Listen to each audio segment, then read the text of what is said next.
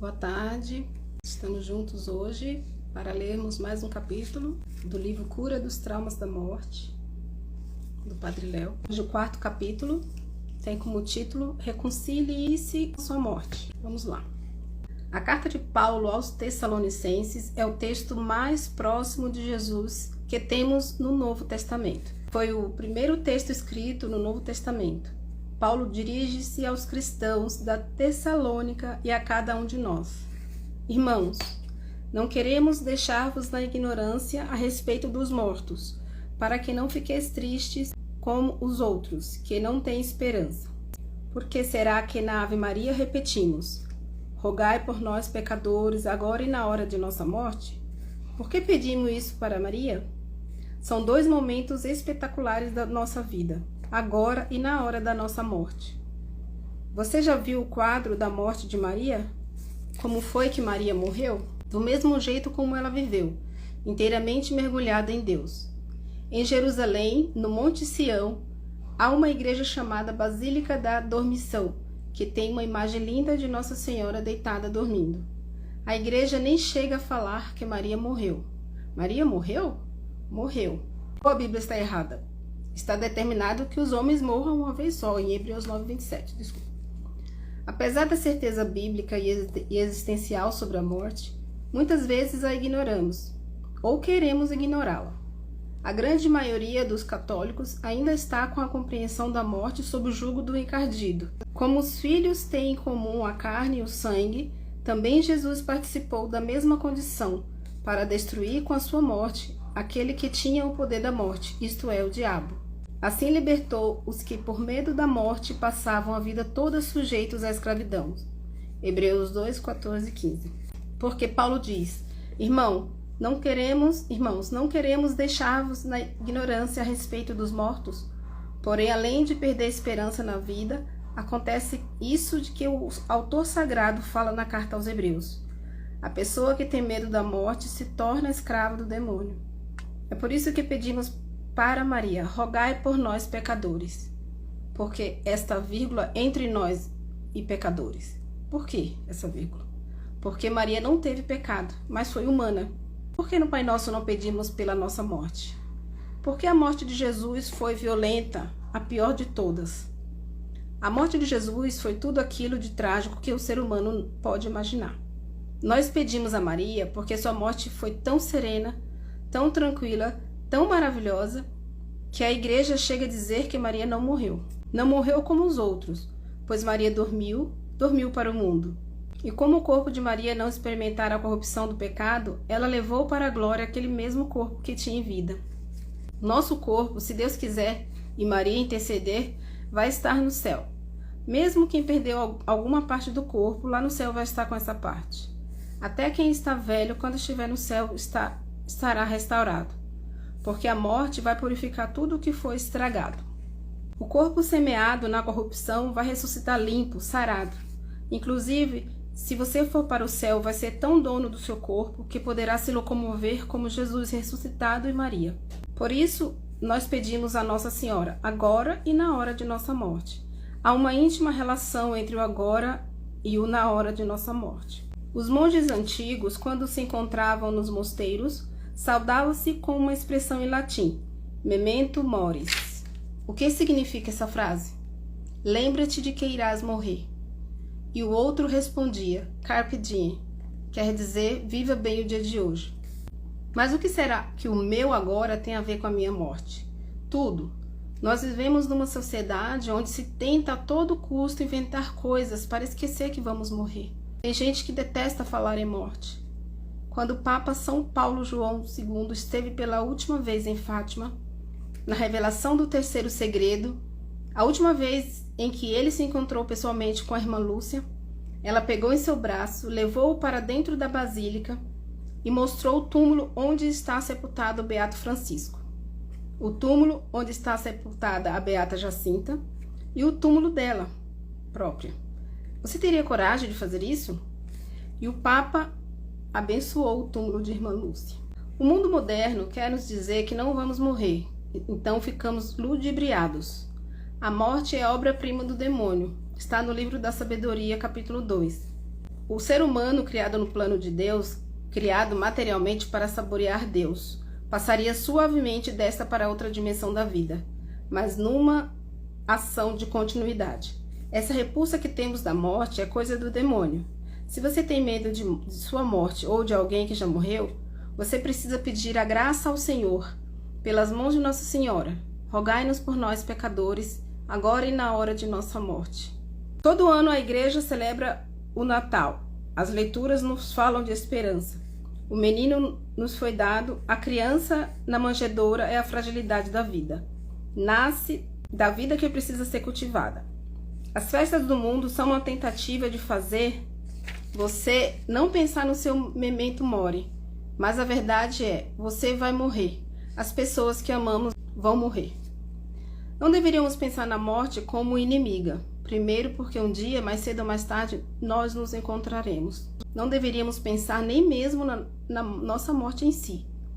O que podemos fazer a respeito da nossa morte? Nada. Vamos contra a vontade, mas vamos. Para a gente entender bem a mística da morte que os santos gostam tanto de contemplar, deveríamos pensar nas pessoas que amamos.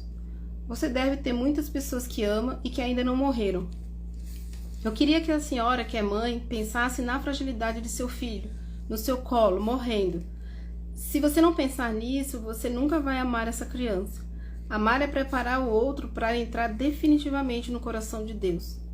Como você pode amar se você não quer deixar que ele vá para lá? Quando uma criança morre dentro da barriga da mãe, imagine se o feto não for retirado do útero. Toda criança já morreu. O dia em que você nasceu foi o primeiro dia de sua morte. E é por isso que todos os estudos científicos realizados com pessoas que tiveram experiência de quase morte revelam que elas têm a mesma visão do túnel. O túnel dá a ideia do nascimento, da agonia. A criança não quer nascer, ela precisa nascer. Mas se ela não sai de dentro da barriga da sua mãe, se ela não morre, o primeiro corpo que você teve morreu, a sua placenta, o seu cordão umbilical. Agora você está no segundo estágio da vida. Está vivendo no útero da terra. A terra também é arredondada, parece a barriga da mãe. Mas o seu destino final é um passo a mais. Primeiro você existiu no útero de sua mãe, que era arredondado, porque não tem começo nem fim, e no dia que nasceu você morreu para o útero e passou a viver nesta vida. Quanto tempo você vai viver? Ninguém sabe. Porque hoje, com todos os avanços da ciência, o médico ainda erra a data de nascimento de criança, imagina. Estamos no segundo estágio, estamos no útero da terra, mas vamos levar o que vivemos aqui para o útero de Deus. Isso é morrer. Porque a mãe não deve fumar quando está grávida? Porque leva o mal para a criança, porque pode ter problemas respiratórios. Assim também, o que vivemos agora vamos levar para a terceira e última dimensão de nossa vida. Nós só vamos nascer definitivamente quando morrermos. Então, você precisa começar a pensar na morte de seus amados, mas não naquele sentido de terror que o mundo cria. Muitos programas de TV, quando falam da morte, ou a representam, prestam grande serviço ao encardido. Esses programas mostram a morte, põem um pano preto simbolizando a morte, sempre com a caveira, sempre com a foice. Por que essa ideia medonha da morte? Para que você tenha medo dela. E quando você tem medo da morte, você se torna escravo do demônio e vive aqui a verdadeira morte. Segundo a Bíblia, quando acontece a verdadeira morte? A grande maioria das pessoas não passará pela segunda morte, pela morte definitiva. Mas ignorar a morte é meio caminho andado para ir lá, pois aquilo que eu ignoro lança o medo. E uma vez lançado o medo, a pessoa se retrai. Muitas mulheres poderiam evitar o câncer de mama se todos os dias fizessem no banho o exame de toque. Agora, a palavra câncer mata mais do que o próprio câncer. Quando você se retrai pelo medo, esquece que o único jeito de ver Deus é morrer. O que faz a gente ter medo da morte? Primeiro é desconhecê-la, ignorá-la, não querer conversar sobre ela. Em um dos livros mais lidos deste mundo, há um capítulo que conta uma conversa de Santo Agostinho com a mãe. Eles conversam sobre o que vai lhe acontecer no dia de suas mortes. Esse texto foi o que motivou Santa Teresinha a se reunir com suas irmãs para falar sobre sua morte.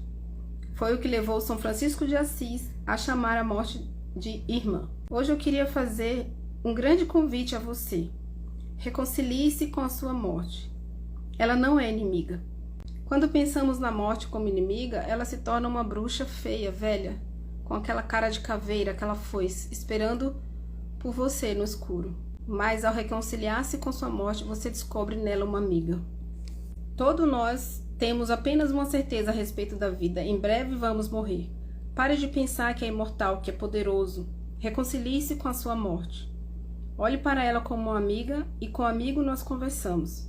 Você precisa ter transparência e partilhar com a sua morte, pois a morte é a única realidade que vai fazer você se tornar transparente.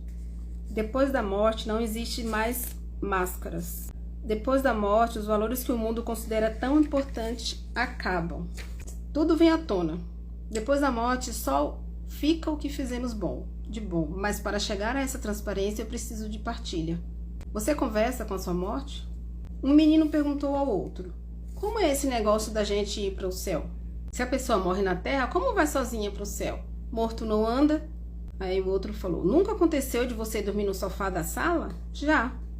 E quando você acordou no outro dia, você estava na cama ou no sofá? Na minha cama, no meu quarto. Então, como você foi? Andando? Não, minha mãe me leva. E quem tem Nossa Senhora como mãe, ela também leva. Quando aprendo a conviver com a minha morte, aprendo a comer, a dançar, a brincar, vou a um baile e pergunto para a minha morte: essa dança vai me alegrar? Ninguém está vendo o que estou fazendo. Ninguém? Sua morte está. E a morte é muito sincera. Qual é a qualidade que se torna defeito da pessoa sincera? A pessoa sincera não pode esconder nada. A morte não esconde nada. Quando foi que Jesus chorou verdadeiramente? Na morte de Lázaro. Por isso, só na morte de alguém você vai saber o que é chorar verdadeiramente. Sobretudo, os homens que são muito durões, que pensam que estão sempre no controle, que se acham muito importantes. Eu quero ver um homem se achar importante com um filhinho à beira da morte. Eu quero ver uma pessoa que se acha muito importante, tendo que se despedir do pai, da mãe, da namorada, do namorado. Ou pior dos piores, quando o pai e a mãe têm que se despedir de um filho. Eu quero ver uma pessoa forte nessa hora. A morte é a amiga verdadeira. E por ser amiga verdadeira, traz sua emoção ao nível real. Por isso a gente tem que experimentar a emoção da morte. Acho uma tristeza danada a forma como se morre. Primeiro tentou-se esconder a morte, depois criou-se um deboche da morte, com esses filmes de defuntos, de assombração, de Sexta-feira 13, e então desumanizou-se a morte. Peço a Deus que nunca mais me deixe longe da morte das pessoas que amo, porque é aí que amamos verdadeiramente. E só com o tempo vamos perceber que é uma riqueza. Primeiro porque eu não posso ficar com a pessoa pelo resto da minha vida. Não somos grudados em ninguém, mas saboreamos a pessoa. Outra coisa, a morte é tão amiga que ela mostra pra gente que é a alma do outro. E não tem jeito de acreditar na vida eterna sem passar pela experiência da morte de alguém. Antigamente, os pais morriam em casa, o médico mandava chamar a família, reuniam os filhos de longe, os netos. Muitas vezes aquela pessoa estava morrendo, podia dizer suas últimas palavras. E nós sabemos que por Jesus, que as últimas palavras são as mais importantes. A Bíblia mostra, por exemplo, como os grandes homens e as grandes mulheres morreram, fizeram uma releitura da história familiar, deram conselho a seus descendentes. Vocês que acham que me conhecem só vão me conhecer depois que eu morrer. Como nós conhecemos os santos? Se você olhar do ponto de vista humano, São Francisco foi o maior pecador que esta terra já teve. Ele morreu com 44 anos de idade e tinha 23 tipos de doenças. Pense na morte de Santa Teresinha do Menino Jesus.